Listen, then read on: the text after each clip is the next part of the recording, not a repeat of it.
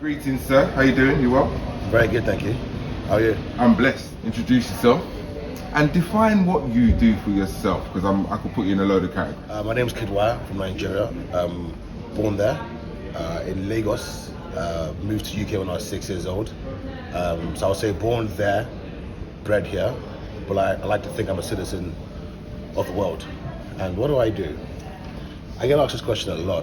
What do I do? What do I do? Honestly, I do things that just make sense to my happiness. So what I mean by that is that if I want to go into acting, I go straight into acting and do some short movies or whatever. If I want to go into reality TV, I'll do that. If I want to do business, I'll do that. I have no barriers that stops me wanting to do what I want to do, and therefore I don't really define myself as just doing one thing. I just continue to do the things that make me happy. But in layman terms, just so for the people who want to understand it easier, and I'm an entrepreneur, also into show business. So I've got a few companies, and I've done a lot of reality TV shows in the past. Has the reality TV show worked for you? Because I think that's where if anybody who's jumping on this interview now and keen to hear what you got to say is probably going to identify you from. It might be that world. Speak about your dalliances with reality TV, which I think started with Big Brother Nigeria, right? Yeah. I started that in 2020 during COVID, which was a very, very, very interesting period to do it. There was only two things on at the time in Africa. That was CNN, and then that was Big Brother Nigeria. So the exposure that we all got from that was crazy. I mean, I went into the show with about 1,000 followers on Instagram, and I left with over 1 million. Wow. It's ridiculous. Wow. And of course, there's no manual in how to be a celebrity or how to be a public figure. So I had to sort of just learn as I go along. So it's a process of adjustment, right? Exactly. And Nigeria is a sort of country where everything you can be judged on. Whatever mistake you make, you'll be judged on instantly. So there's almost no room to make any mistakes. So it was a crazy, crazy time. But that was the first thing I did that kind of pushed me onto this scene. And from then on, I became one of the first brand ambassadors of Ciroc vodka, first brand ambassador of Durex condoms. When you say first brand ambassadors in... Yes, one of the first, yes. In Nigeria? Yes, Wizkid was before. No. Well, I mean, listen, like Wizkid, and then there's, Yeah, I was after Wizkid, yeah. Kidd, that's a big thing, right? Not a bad comparison. Yeah. No, good company to be in, but I mean, just in terms of, was that your agenda? Is that why you did it? Did you want to become a brand ambassador? When you went into Big Brother, obviously you didn't expect people to gravitate to you in the millions, but when that did happen, was that an adjustment that you took, or was it always the plan to go in there and then use that status? It was always a plan to be famous. I didn't know how. Right. But I knew I was going to be famous and I was going to be popular. And this started in 2011 when I was in university. I knew that I was meant for great things. I knew that I wanted to be on TV, and I knew I wanted to be famous. But I wasn't sure how it was going to work, but I knew at some point it would happen. So when the opportunity for Big Brother came, and I'll tell you the story of actually how it happened. It's quite an interesting story. So in 2020, after I finished my youth service, army service, which is compulsory to all Nigerians, I just bought a house in the UK. So I was kind of done with Nigeria. I was fed up. I kind of wanted to move back to my roots. So I bought my house, and then around June time is when COVID started to kind of pick up a little bit all across the world. Anyway, I booked my flight back to London. About a day before the flight, BA cancelled my flight. And this was around the same time I applied for the process, and I got through to the next stage while they cancelled my flight. But still, I kind of wanted to go back because, my heart was sort of over here as opposed to over there. So I booked another flight. The day of the flight, they cancelled it, but I got through to the next stage of the Big Brother process. At that point, I still kind of wanted to go. So I booked another flight, and then the day of that flight, they cancelled it, and I got through to the final stage of the process. So I kind of said, it's God's plan. It's meant to be. It was meant to be. At that point, it was meant to be.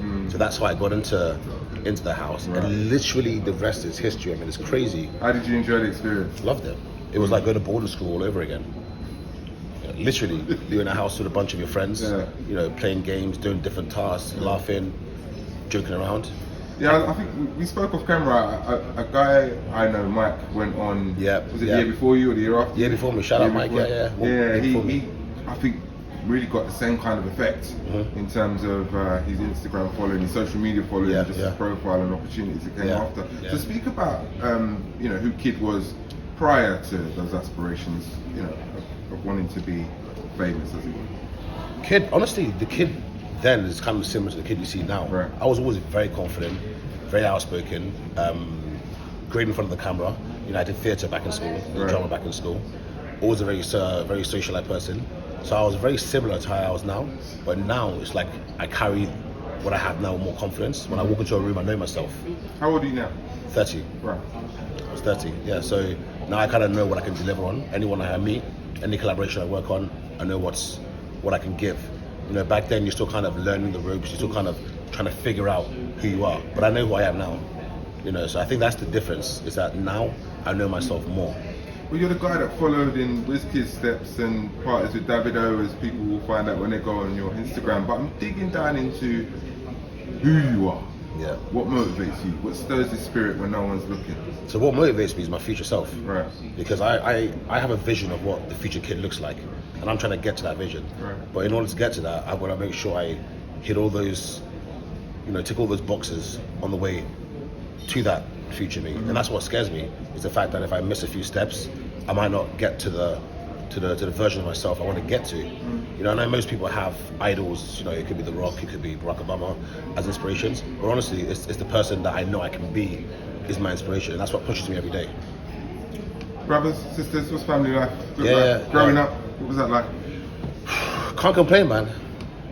I can't complain. I came from a privileged background, 3 brothers, a sister, 2 younger brothers, and older brother, an older sister as well. We had a great family time. Dad is always away working hard. So I've been going to boarding school since I was 6. Right. So I've always been very, very independent. Okay. During the school holidays, I would actually stay with other parents, because my parents were always sort of away. Right. My mum would do her best to come see me when she can. What do your parents do? My dad's sort of into politics, agriculture, investment, that sort of stuff, and construction. Right. Yeah. So they was always in Nigeria, kind of working hard. I'll be in UK, by myself, but not that it's a bad thing, because I think it added to the characters that I have now. Learning how to fend for yourself, learning how to relate with all walks of life, and I think that's what's really contributed to my immense growth at this stage. So you've come through pretty much a decent last 10 years. Yeah. Speak about the next 10 years and how that looks and the things that you want to achieve. You mentioned show business, being an entrepreneur. Seems like there's many directions that you could go in. I know that you're a brand ambassador both in Nigeria, and you're looking to kind of bring that over here. So, the next couple of years, how does it look? The next couple of years. I can see the smile on your face. You're excited. No, very excited. I've just opened up a restaurant and lounge in Lagos. Oh wow. Got a nightclub in Manchester. What's it called? Wahala. It's called Wahala in Manchester, and it's called Midnight Mocha in Lagos. Trying to emulate the Starbucks type of thing in Nigeria. Okay. And then what I'm trying to do is I'm trying to just basically go into a string of hospitality businesses all across the world. So that's kind of where my focus is now for the next 3 years, is go heavily into hospitality. Then of course I would love a Netflix special at some point to sort of round up the last 20 years of Kidd's life, Then of course I want to work with, big Hollywood stars like The Rock, Kevin Hart, those kind of guys. That's always been my dream. And then of course, in the next 10 to 12 years, we're looking at politics. You want to get into that realm? Absolutely. Okay. Absolutely. What, here or in Nigeria? That's a good question. I think I'll start in Nigeria because that's where I'm from, and I think that's where the most help is needed. I think Africa needs people who are trained abroad to bring that skill back to their country to actually, improve it. So I think definitely politics as the end goal is what I'm going to get heavily involved in. That's a busy period, just in terms of the things you outlined. I didn't hear no wife, kids, marriage. Is that not? The thing is, it is part of the plan. Right, it is part of the plan. We've got to speak that as well. We've got to speak power to that. No. So I do want to start a family, but I want to start a family with the right conditions around me. I've gone through phases where I've said to myself, I wake up one day, I'm like, okay, now I need a girlfriend. I need to be stable. Then, give it 3 days later, I'm like, you know what? My life is so crazy that actually bringing someone into this, it may not be the best decision for her. So I've said, let me focus on business, let me focus on work, let me get to where I want to get to. And then all the conditions are right, to start a family. But family is definitely on my mind, but business is first. Totally, I can see you serious as well about Business first, yeah. 100% serious. 100%. Away from music and entrepreneurship, downtime, what do you do? Do you chill out, sport? You into sport, into that sort of thing, or no? So downtown, I love playing five-side football. Oh, you do? Okay. Yeah, I love playing five-side football. We're talking when AFCON's going on at the moment. You must be in tune then, right? You must Yeah, be, of course. It's a good time for you, man, right now. Very good time for Nigeria. I'll tell you what, because all the main North African teams have gone. All our rivals. All the strong ones. The strong ones have gone. Yeah. So it's very opportunity knocks. It is, but the thing is now, it's like there's no weak team now. There's no weak team. Business end, don't it? That's what happens.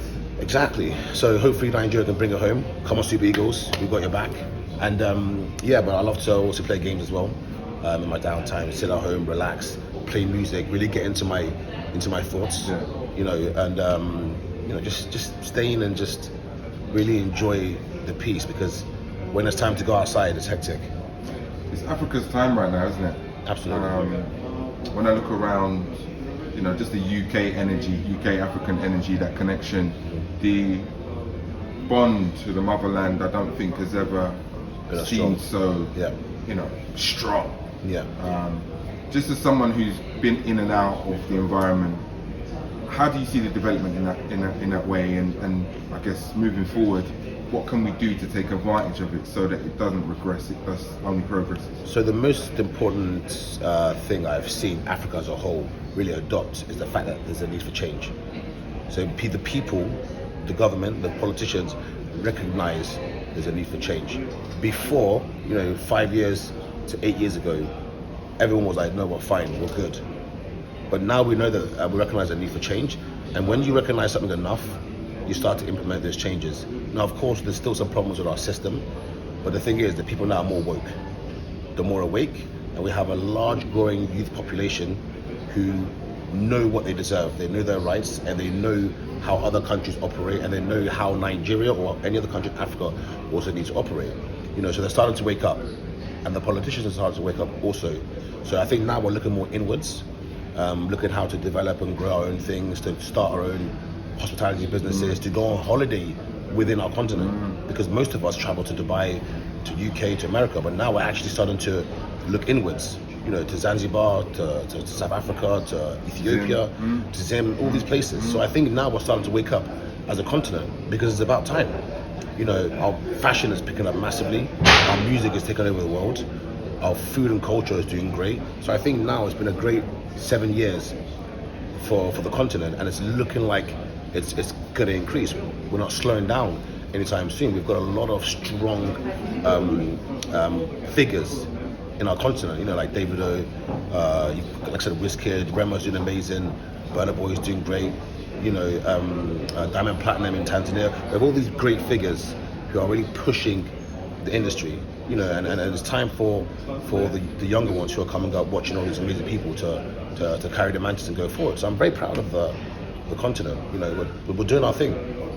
In the UK, I know that you've got links everywhere, so talk about some of the immediate projects that you're working on that maybe you want to shine a light on. Absolutely. So my amazing team here, Priyanka and Will, got a lot of things coming up. We're releasing my cocktail called Kidd on the Rocks, which is massive in Nigeria, so we're bringing it over here. We're going to partner with Landmark Hotel. We're also working on a podcast, which is coming soon. Working on, what else working on? There's quite a few things. Huh? Which one? Fitness. Oh yeah, my fitness journey. So working on collaborating with a few brands there to get back into the best shape I've been. Got a collab with Chicken Shop and some content. So there's quite a lot of things we're working on, and in the mix of all of that, again, I've got my other businesses that I mentioned earlier on. So it's going to be a very busy, extremely busy 2024. And what I love to say is that in 23, I think a lot of us planted a lot of seeds, and then now it's just starting to grow. So More power to you, my brother. It's been a pleasure. I mean, I feel like we've touched so much. I like to keep these within a certain time so that the audience can really take it in. Sure. I don't feel it's going to be the first time and last time that we touch base. So Absolutely. I'm happy to follow your projects and God bless you. catch up with Priyanka and your manager. Anything else you want to share with us before we part ways? Live, love, and laugh, guys. Live, love, and laugh.